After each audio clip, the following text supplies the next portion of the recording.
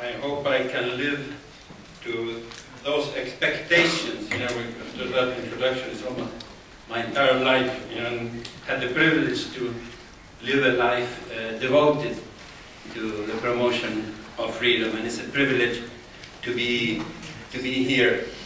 I think I should start like in those movies, you know, where there are difficult things spoken, by saying that nothing that I say here relates to any case of Slovakian corruption or accusations of corruption.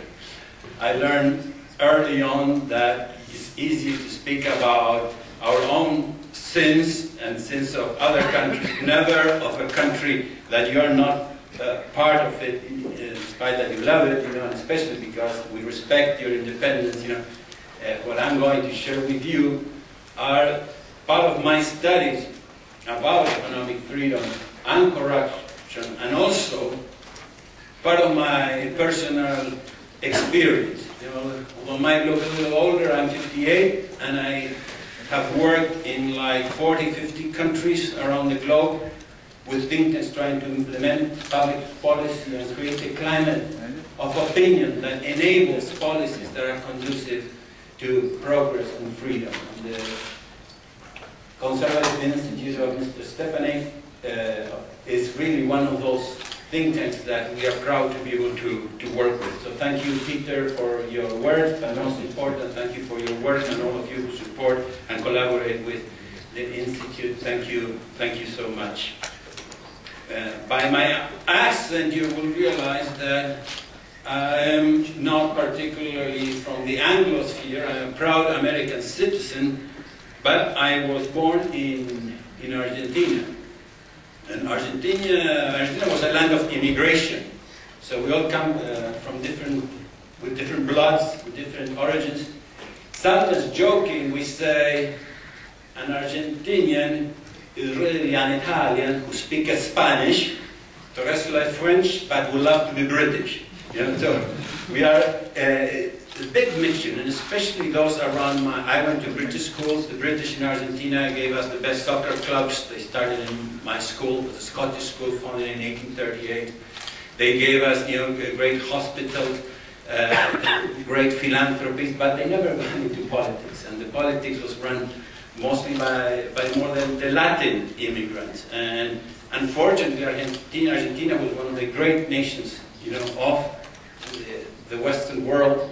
Since the mid-40s, 1940s, started a road, started down the hill in the road of economic decay and corruption, and unfortunately, after being one of the great nations on earth, right now is one of those countries that you have to want to say, please don't copy what Argentina has been doing. And I got into this topic mostly touched by personal experience. In the mid-90s, Argentina was regarded as one of the poster boys, or the ideal example of new free market reforms, the neoliberal world. At that time, the president was trying to start complying with intellectual property rights in the area of pharmaceuticals. Argentina, since the 1860s, had exempted pharmaceuticals from private property rights, following the French law, and so there was a big lobby, that grew from copying pharmaceuticals, that wanted to prevent any change, but the political decision was made to comply with patent laws in the country. And the way that was handled, the sort of menaces that people received, from death threats to chantage, reached the embassies in Europe and in the United States, and I was able to see those documents.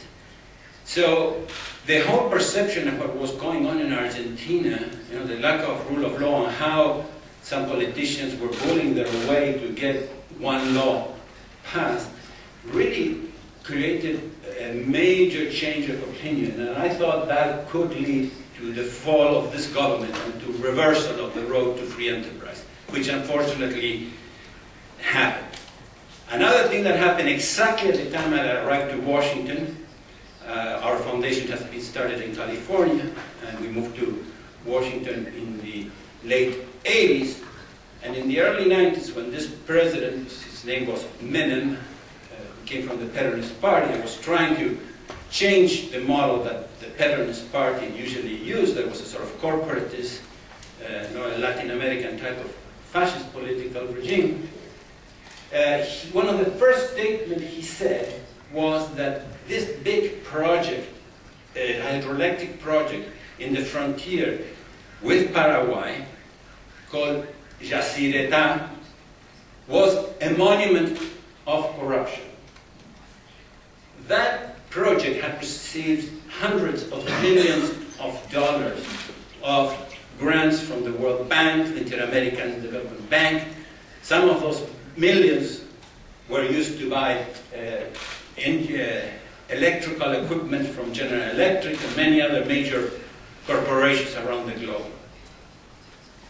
What do you think was the reaction in Washington? I was there, I saw it. Immediately they said, no, he doesn't mean it. He's exaggerating. Here you have more millions. I saw that. So what message did President Menem receive? Look, we speak a lot about corruption, but if we have a chance to sell major contracts, we will continue to do so. It's a joke, you know. As you know, most of Latin America, we speak Spanish. In Brazil, we speak Portuguese. But then there's still Indian regions, you know, like in the Andes, people speak Quechua. In Paraguay, there is a dialect is called Guarani. Impossible to understand, beautiful, very musical language. So I don't understand, but we have a joke, you know, again, the hydroelectric project is called Yacyretá.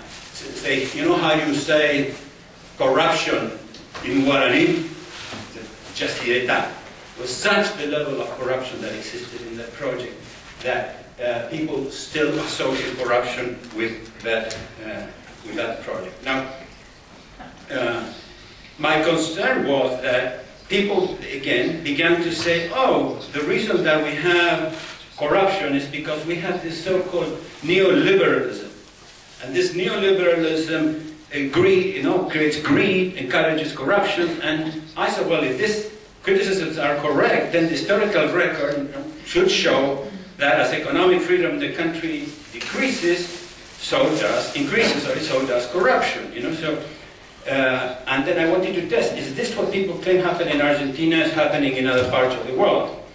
Now, if on the other hand, the more economic freedom, the less corruption, you know, the criticism have little merit. So, as Peter mentioned, we had a fellow at Atlas, Eugenio Guzman, recently graduated from the London School of Economics, today is Dean of a prestigious university in Chile, and the coincidence that several indices started to appear. I'm a trustee of the Fraser Institute, an institute in Canada, that was studying, even with Nobel laureates included in the project, was saying, can we measure economic freedom?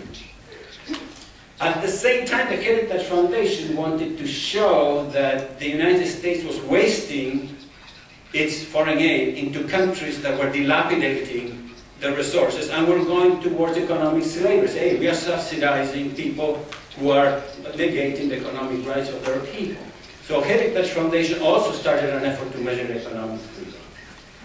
And Freedom House, which usually has produces a measure of political freedom, started to receive criticism. Hey, you say that political freedom is more labor unions, but Argentina has more labor unions, and those labor unions usually promote corporatism and fascism and don't support economic freedom. So we had 3 indices produced in the mid-90s trying to measure economic freedom appearing at the same time.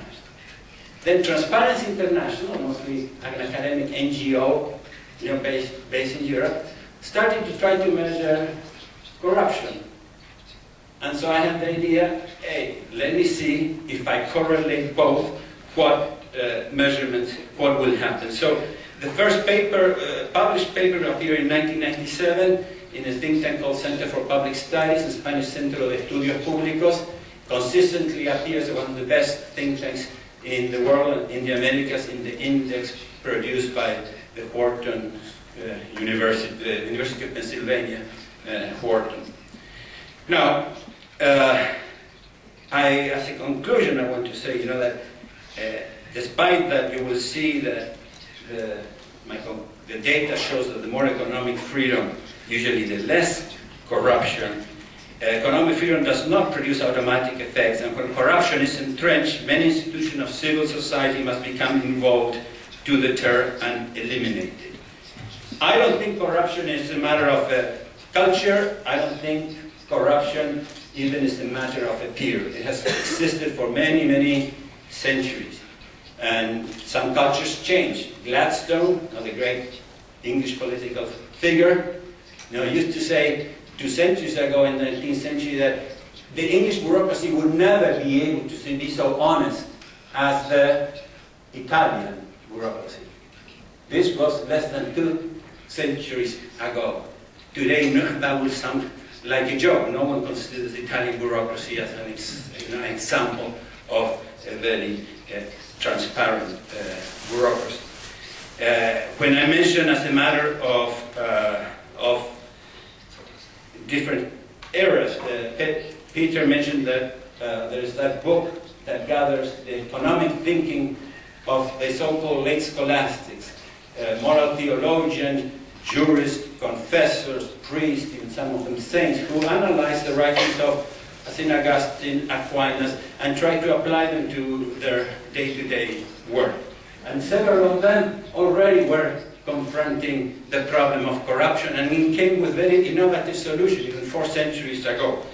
One of them, Pedro Fernández de Navarrete, wrote that monarchs often lose their kingdoms through excessive government expenditures, and then people who dispense government funds with largesse easily fall prey to the temptations of bribery, thievery, and other bad actions that violate the laws of justice. When expenditures exceed the possibilities of the treasury, there is no guarantee of honesty, incorruptible ministers, or fair judges. Again, this is more or less 4 centuries ago. Thomas Jefferson, 2 centuries ago, the great founding father of the United States, wrote that Alexander Hamilton, another founding father of the United States, another author of the Federalist Papers that give direction to the US political system, he said, Alexander Hamilton was indeed a singular character of acute understanding, disinterested, honest, and honorable in all private transactions, duly valuing virtue in private life, but yet so bewitched and perverted by the British example as to be under thorough conviction that corruption was essential to the government of a nation. So this importance of limiting the effects of corruption led the founding fathers to enumerate and limit carefully the powers of government. Another author dear to me and dear to Peter Gonda, and I got my doctor and one of his disciples, Hans Senkel's Ludwig von Mises, wrote in Human Action the importance of us economists trying to understand this topic. He said, an analysis of interventionism would be incomplete if it were not to refer to the phenomenon of corruption. So, as usual, to start the study, I analyzed all the relevant literature of the past decades from the School of Chicago, contribution of the Virginia School, and many other traditions which try to analyze how political agents work, how there is the demand for regulation, the effects of corrupt and opportunistic conducts on the economy.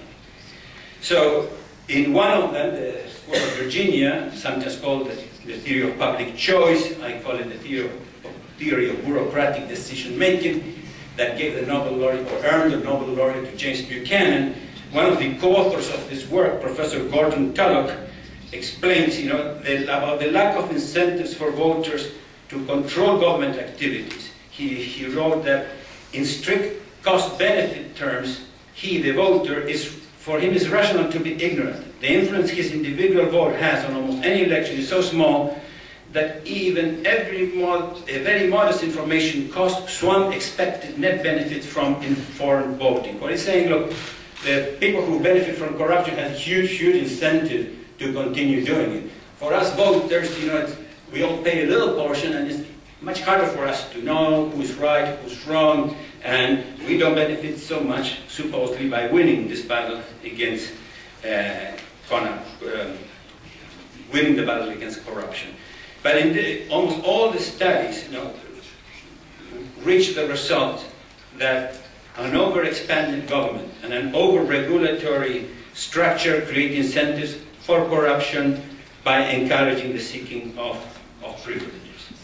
Now, let me define a little bit the terms. First, what is economic freedom? This is my definition. Again, there are others.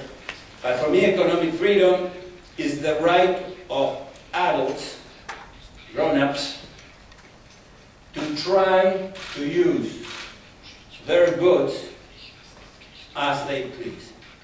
Okay, they might try to use a bicycle to go to the moon. They're not going to get to the moon, but they can have that freedom. It doesn't guarantee you the freedom of any results, but that is the definition of economic freedom. What is your own is private property. It's what you have achieved through voluntary exchange or through gifts. Correct? So that is the definition of economic freedom. What is corruption? Corruption is different.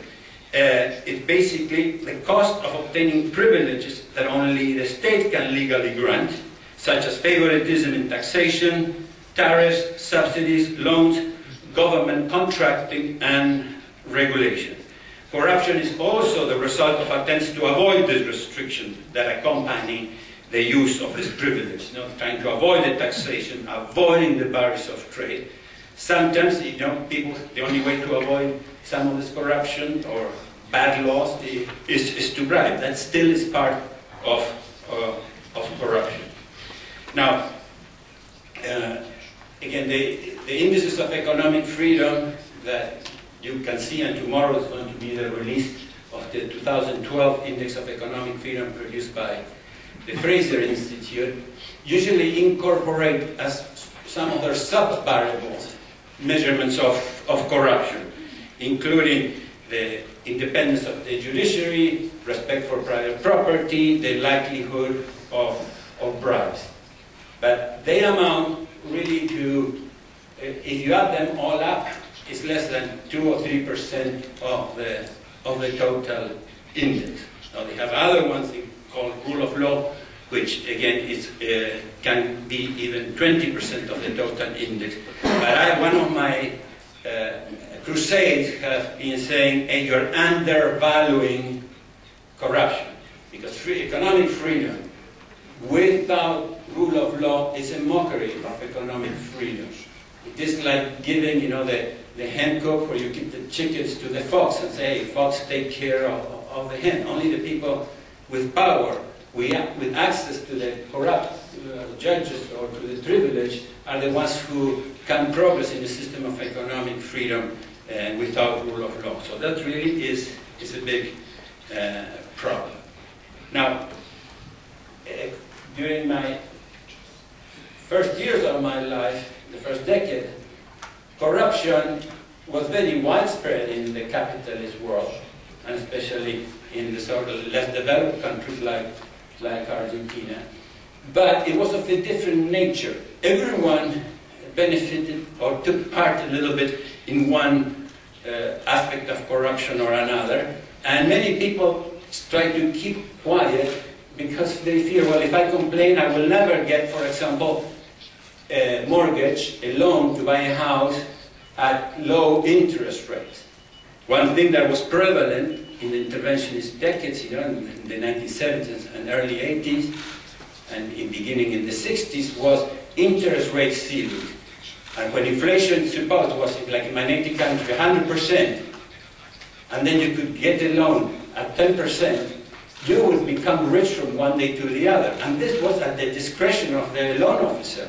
And then when you have that half of the banks were government-owned, the possibilities of enriching your friend and letting the person who are not friends go under was immense. But again, many people benefited or took part with that corruption. Another typical case is foreign trade restrictions. Perhaps one of the worst cases, was in Venezuela. Officials, had the authority to grant import or export permits, determine preferential exchange rates, fix import and export duties, or waive internal taxes, and they could use their powers. You know, it was just one officer. Venezuela had an office called the Office of Differential Exchange Rates. It actually had that title. If any of you know Spanish, the title was Régimen de Cambios Diferenciales, and had an acronym called RECADI. Now, one of the most widely used textbooks in Venezuela is RECADI turned into one of the largest sources of corruption in the history of Venezuela. Today, you know, it's very hard. You cannot buy foreign exchange in Venezuela. My native country is following that road. Now there is a huge difference in the official price of the dollar in Argentina is 4.5 more or less to pesos to the dollar, and the free market, they even invented the name blue dollar, is over 6. The governments have many allies working in import and export businesses, in free ports, in border towns, and the friends of the government can get the dollar at 4.5. So immediately pocketing 25% of profit.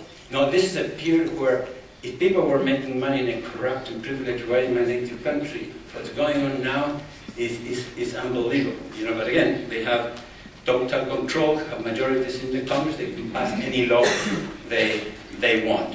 You know, even the printing press was a whole corrupt deal. They wanted to, they took control in a corrupt way. A company that was making the money, you know, Argentina is printing a lot of money, and when they were caught with the corruption, you know what they did? They expropriated it and put the same government responsible on charge of the printing press to cover up. So these things continue, unfortunately.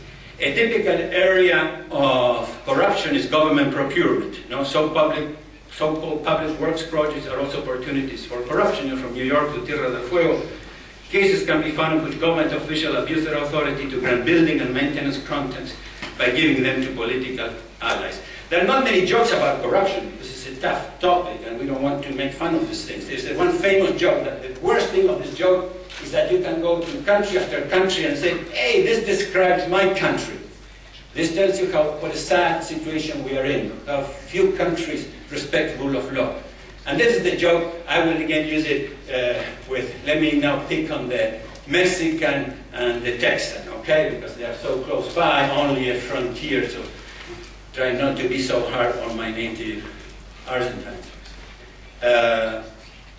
You know, there's a Mexican goes to visit huge ranch owner in Texas. You know, extensions are enormous. All the population in the world would fit in Texas, you know, and with a house bigger than the average house, you know, and the rest of the world would totally be inhabited, you know, so the world has a lot of room, but Texas is immense.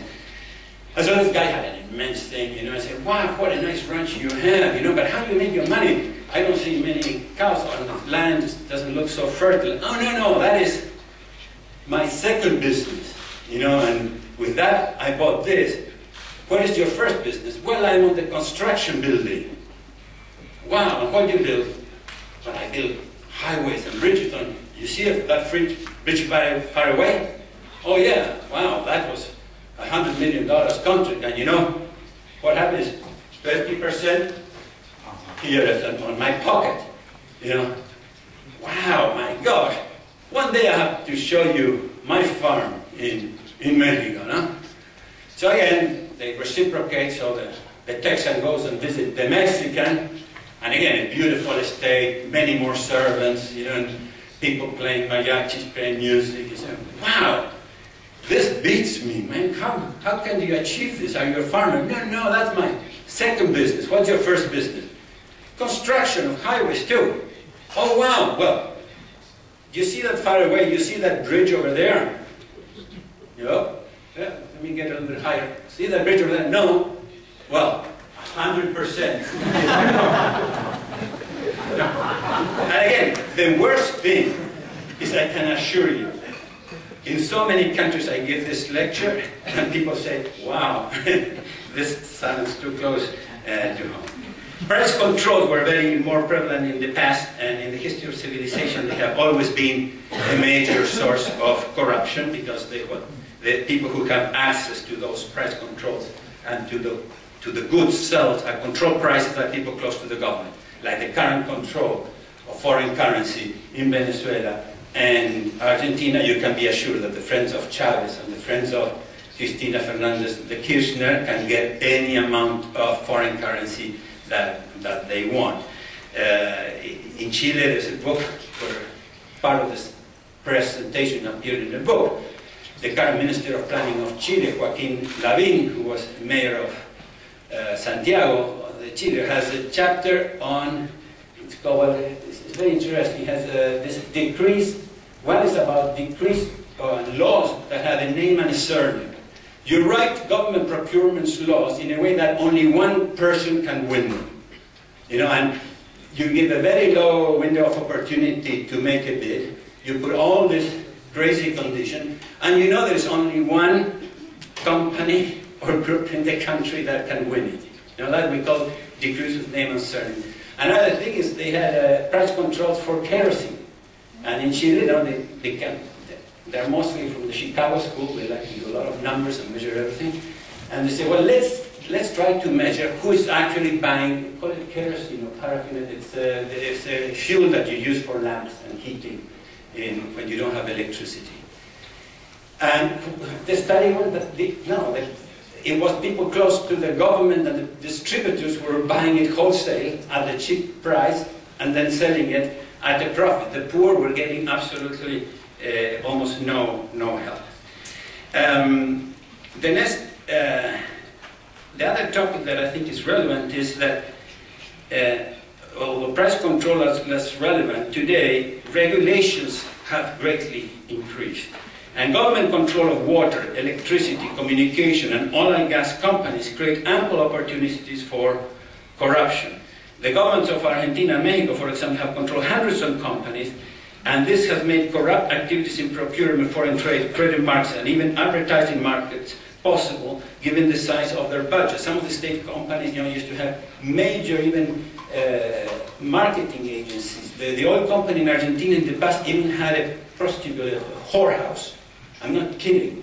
A record of, now this has been again brought back to the government. You know, a house for a lady of ill repute was handled by the oil company in Argentina before it was privatized. Now it was again renationalized.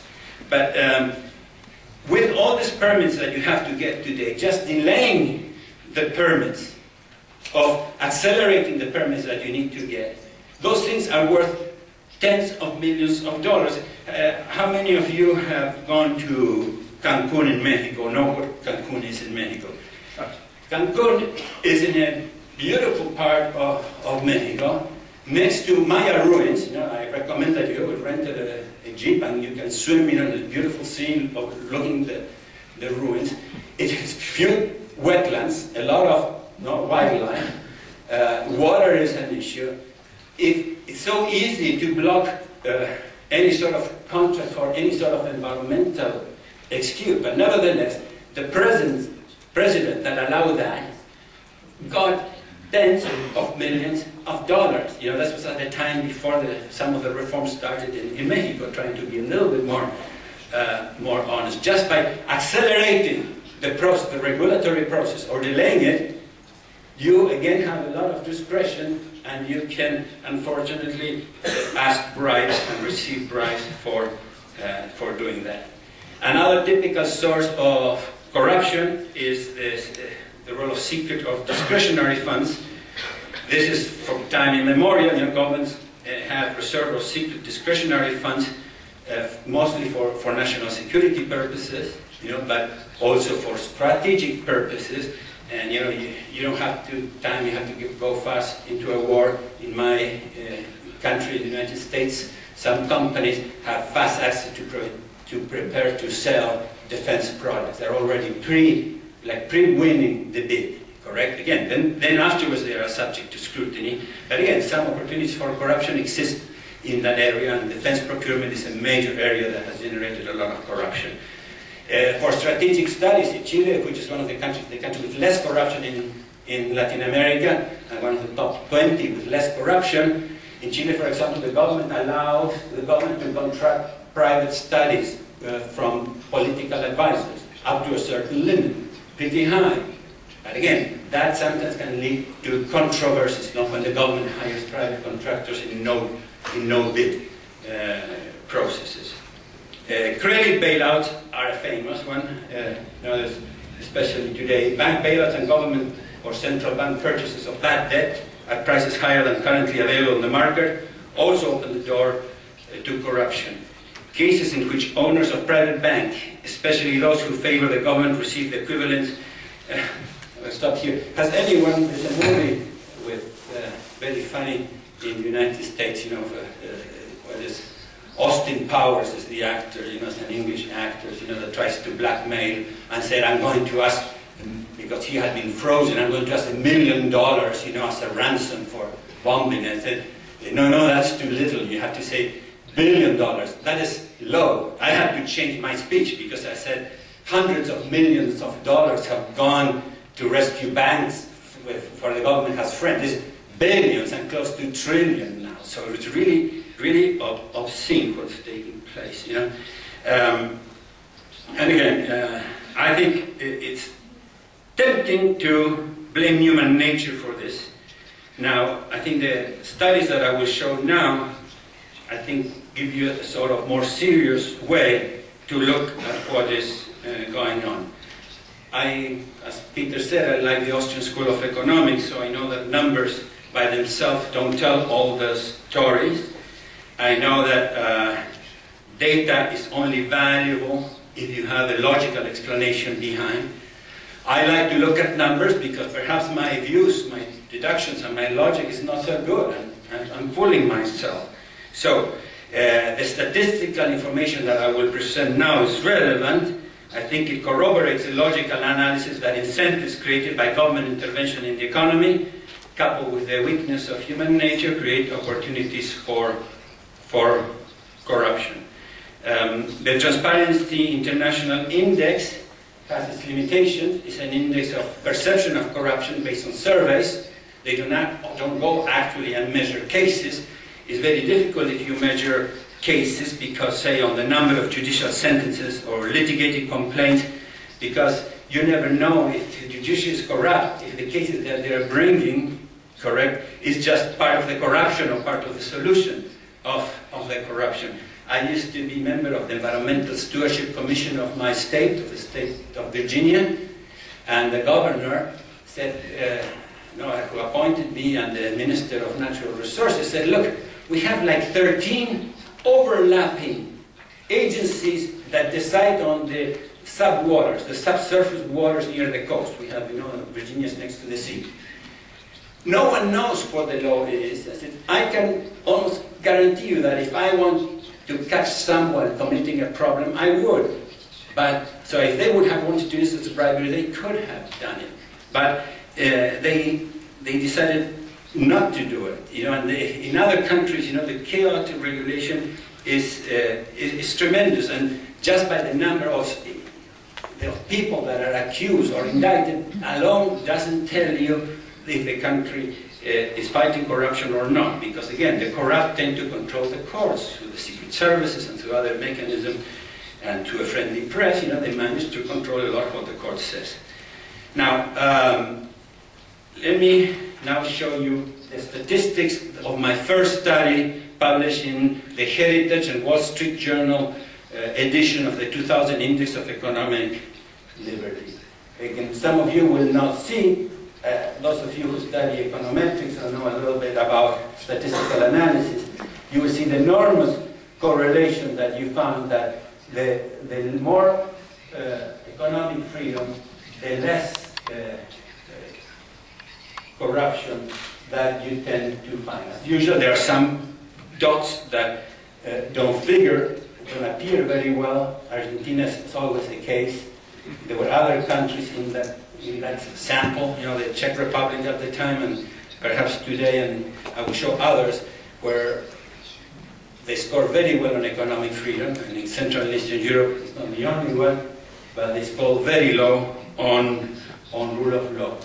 By the way, both the Heritage Index, the Fraser Index, and the Freedom House Index, all the different methodologies, slightly different, they all had an enormous correlation between themselves. So again, when you have three different teams of academics doing studies and they all show something similar, that means it's a very robust results. all the indexes show this correlation, or inverse correlation with the index of corruption. I want, before I go to show you other figures of the local situation here, there are two topics that I think are essential, and I will not have time to show you the correlation with sound money. Having a currency that you cannot manipulate so easily is very important to fight corruption. Again, it's not the only thing. Panama had the US dollar under several dictators, Noriega and the previous Torrijos. People were being killed, decapitated. There was a lot of corruption, and it had no inflation because it had the US dollar. So monetary sound money is important, but not the only thing. The other thing that also contributes to having less corruption is even taxes, like a flat tax. I was in the Dominican Republic with one of your Dominican political leaders in February or March, and I did a correlation and showing that 2/3 of the countries that had gone to the flat tax in a period where countries were increasing their corruption have lowered their corruption. So that tends to be very good, having even taxes, not that one group gets something, the other group gets the other thing, so it immediately generates an effort to get favors from government and get a better tax rate when you have very differential tax rates. So I want to pay tribute to whoever helps maintaining more sound money and more even taxation in Slovakia, because in those sectors, Slovakia scores pretty well in the indices of economic freedom.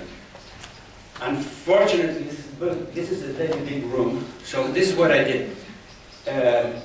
This is mostly Central and Eastern Europe, because from Austria to Ukraine. The left column is economic freedom. Then the next four are 4 measures of, if you want, corruption or justice that appear in the index that will be released tomorrow. Now, one is judicial independence, the other one is impartial courts, the other one is property rights, and the other one is bribes. Slovakia is there in yellow, is the worst in the entire region in what is impartial courts. You get a 213 out of 10. That's a scandal. 277 on judicial independence out of 10. Again, I didn't do the statistics, okay? This is a competitive index, so don't blame me. This comes from Switzerland, then to Canada, the US. Property rights is scored a little better, 5.009. And also price. The 2 countries that score better in economic freedom, Austria and Estonia, are also the ones that have lower corruption. And also price. The 2 worst ones, Serbia, Ukraine, that have the lowest level of economic freedom, are the ones that score worse in corruption and transparency. To the right, I have the indices of Transparency International 2011 and the Heritage Wall Street Journal Index of 2012 that actually has data of 2011. Fraser Institute, and it's a caveat, that we want to be so sure that the data can be replicated, that the index is released with a 2-year lag. So the data that you will see in the statistics tomorrow are from 2010. Okay? But when I do transparency and the Freedom Heritage Index, I get almost exactly the same result. It's Austria, Estonia that gets the best marks in both corruption and economic freedom, and the worst in Serbia and Ukraine. And then Slovakia, unfortunately, also scoring very low. If you put it on a graph, it's not on a, we'll not share with you all the analysis. Again, there you see Austria to the left has the highest level of economic freedom and corruption. Another country that appears in blue is economic freedom, red is judicial independence. You see Estonia also scoring very well. And the rest of the countries, 2/3 of the countries really scoring very low. This is really, is very similar to Latin America, to many parts of Latin America. And, I like to forecast, I like to look at numbers, what will happen. The corruption index told me what was going to happen in Argentina before the economic freedom index. That means Argentina started falling in the corruption index.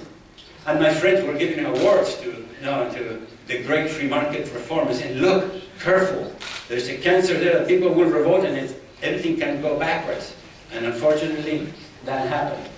As an hypothesis, I think that when it's a big divergence in economic freedom and judicial independence, there is a crisis looming in that. Something will happen. You know, it's not tough. You will have to live with corruption.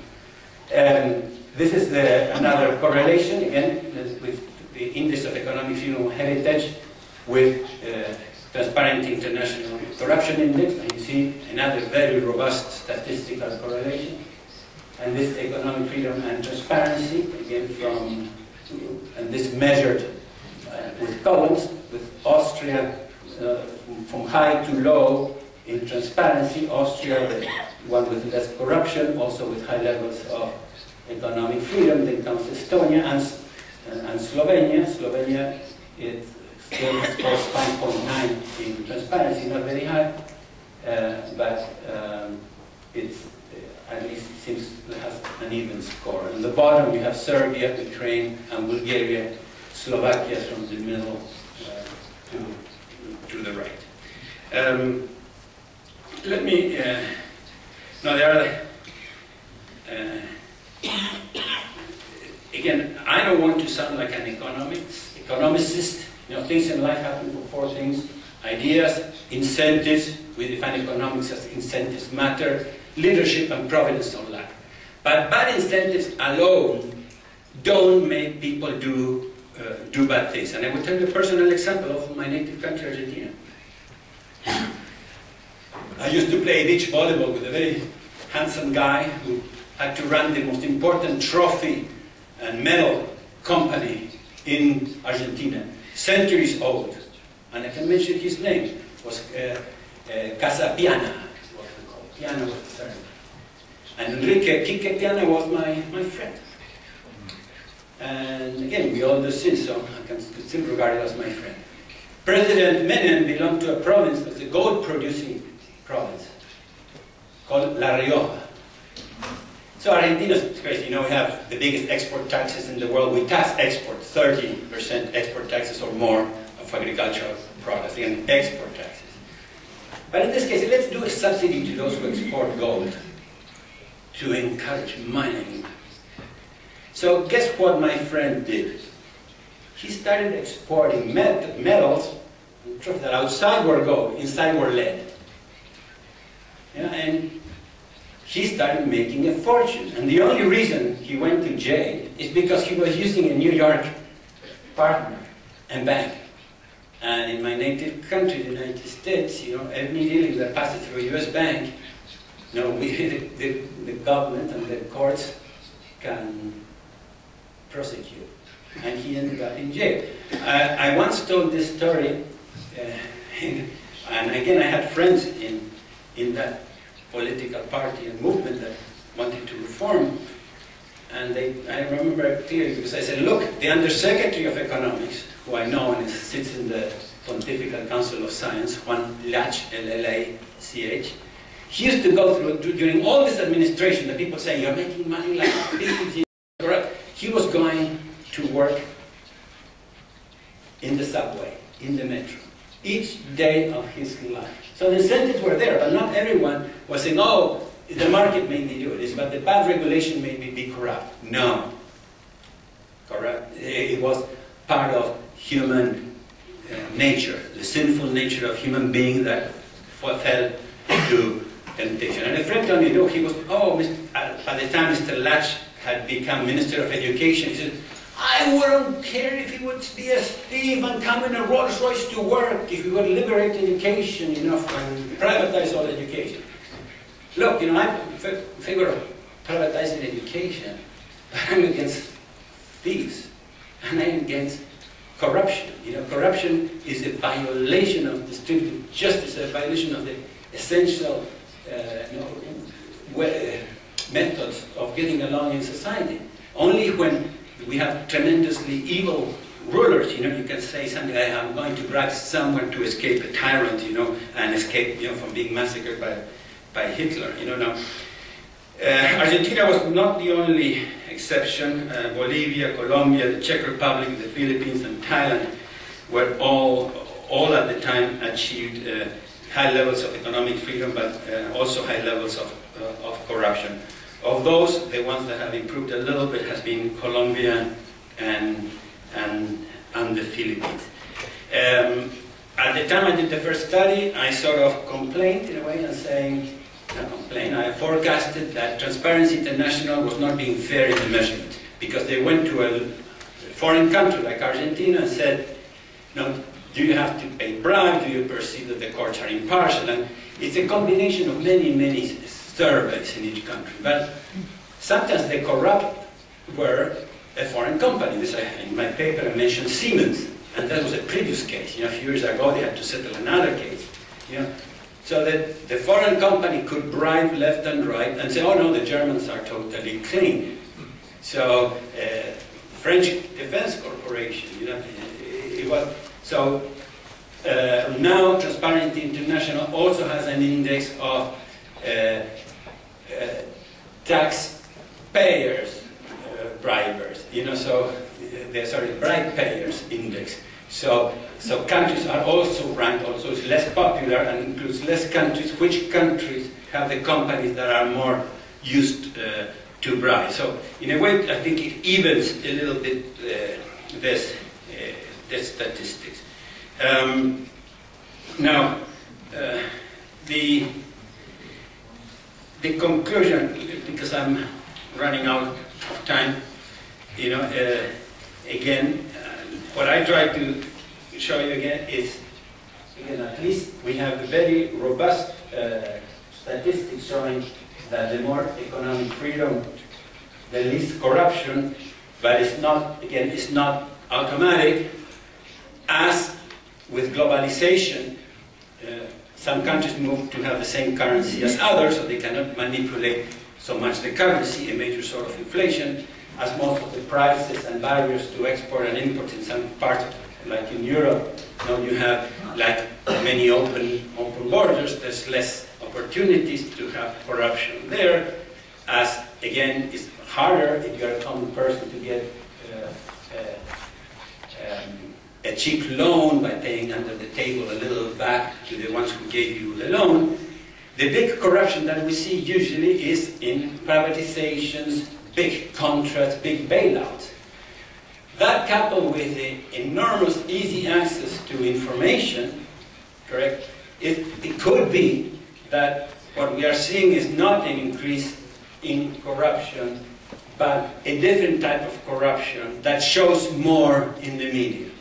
I don't have empirical data to prove this, but it could be. When we discussed these things with the Menem administration, you know what they used to tell them? Well, we got rid of the systemic corruption, but corrupt people will always exist. I know judges still today in Argentina that are completely clean. I know one privatization that was accused by being corruption. I was next to the person who did it, and I know that the president called, how do you, ¿cómo se arregla esto in Spanish? How do you arrange this, I said, no, this is completely open. Then you tell me you wanted a completely clean privatization. So some of those things have happened. So it's very unfair to put everyone and measure everyone, with the same suspicion and the same guilty until you prove innocence rule, correct? So I cannot pass judgments on things that have happened here. I'm just elaborating why this has happened. Some of the past interventions also, that led to a lot of corruption, you could disguise them as doing good for the poor, saying, oh, look, I'm giving house mortgages or loans to the poor people who cannot afford it, and so this is for the good of the country. Or then they try to convince you, look, foreign reserves are scarce, so we cannot let greed and capitalism decide who imports, so the government has to do this. So they were all framed in a way that common people said, wow, okay, it's not so bad, and then everyone does it, so it's not so bad. My fear for the United States and other countries, I think still many parts of Western Europe have much higher respect for rule of law than suppose the so-called BRIC countries, Brazil, Russia, India, and China, have corruption levels that are as bad or worse than Central Europe. You know, it's usually under 4 out of 10. But they are growing much faster than Europe and the United States. And that can create a moral hazard. So a magazine asked me, hey, doesn't this contradict, you know, your analysis? You know, look, I always said there are exceptions. What is going on, regulations are increasing so much in the Western world that the cost of corruption is less than the cost of regulation. So people don't care. When they go to China, where from one day to the other, they can kidnap, you know, your general manager after your investment starts to grow, and this happened to one of the biggest investors in the United States, Charles Koch, K-O-C-H, owners of Georgia Pacific and others. They kidnap the general manager. And they say, well, you know, I think you can appear if you're ready to sell the company. So Mr. Koch said one thing, I will sell it, I will never invest in China. Other companies in the past did that. Sun Oil Company left the international market because it was too corrupt. Today they ask me the difficult question, what do you do if you are in a corrupt country? Let's put Venezuela and the government bribes you. Now, do you stay or you leave? You know, it's difficult. You invested all your life in having a company and there's very little you can do. So, you know, these are not easy questions. But I fear that if two things will happen. First, the United States has something called the Foreign Corrupt Act law. So corporations in the United States, if they bribe, all their top executives can be prosecuted. They try to bypass it by contracting, you know, with fictitious law firms, middlemen who do the corrupt things. But slowly people are catching up, and some of those cases, you know, people have been indicted, like in Argentina was a case of IBM. But what I'm seeing, there will be an effort to weaken the Foreign Corrupt Act. We say, oh, well, it will define that it's only corrupt to bribe a senior government official. So if you just contract with a third party that is like an advisor, no big deal. Because, you know, you could see this. If you cannot beat them, join them. If you cannot beat them, join them. If the whole world goes to rule of interest, those of us who love the rule of law will see, you know, that it will be very hard to maintain rule of law. Because only the countries whose companies are countries that prosecute corruption will be at a huge disadvantage with the most corrupt companies in the world. So that is one, I think, an enormous cost of corruption. The other one, I have not seen statistics for Europe, I have seen the statistics for Latin America. The cost of corruption is paid disproportionately by the poor. Because they are the ones who cannot pay for private guards. You know? They are the ones that cannot escape, you know, the problems of corrupt unions in schools. So corruption creates something that I think was the first person in the world to come up with this concept. Many liberals like myself say, sometimes don't care about inequality. I truly care about inequality. What you see there, correct? Countries that supposedly have economic freedom and no rule of law, that's a scandal. What is the free market and exchange of property? You cannot enforce a property right. And laws are made by man. This is not the weather. This is not how we were born. So for me, the inequality that is caused by an unequal distribution of economic freedom is a scandal. Correct? And so free market people have to be the first, they have to be at the forefront of promoting rule of law and attacking corruption. Our moral defense of the free enterprise system of capitalism is impossible if you don't win this fight. And I think that Slovakia has a tremendous chance because small countries have been led the world many times. Small republics, the Netherlands in the Middle Ages, the small republics of Italy, Siena and Florence, and I quote some authors, St. Antonin of Florence and Bernardine of Siena, you know, in the 14th, 15th century. They were the dynamic places, Roman Catholic cultures. All the world was going there to see their art, their creation, their textiles, you know, and they were 10 to 100 times more Catholic than than today. Hong Kong today and Singapore. In the index tomorrow, you're going to see which are the two countries that scored #1 in economic freedom, Hong Kong and Singapore. So, hope that people will do like in Chile. We had an authoritarian government that implemented market reforms. You didn't have an authoritarian government. You had a democratic government that implemented market reforms. Fine if you had more socialistic leaning. Chile had 20 years of parties that belonged to the International Socialists. They didn't throw, in English we say, the baby with bathwater. They didn't change everything, like raising taxes, abolishing the social security private system. No, they lived and respected the rules. And because the rules of the market, the rules of human rights, the human rights exercised in the market sphere. So that is my wish. You know, if Slovenia gets the act together and improves greatly, not so easy, in the economy, in the judicial independence and rule of law, Slovakia, like a few years ago, can still be the place. Wow, have you seen the reforms of Slovakia, how it changed in 15, 20 years? So, hopefully I let you some topics for discussion. This is a topic where I usually get difficult questions. So I thank you for your attention and I look forward to questions and answers. Thank you.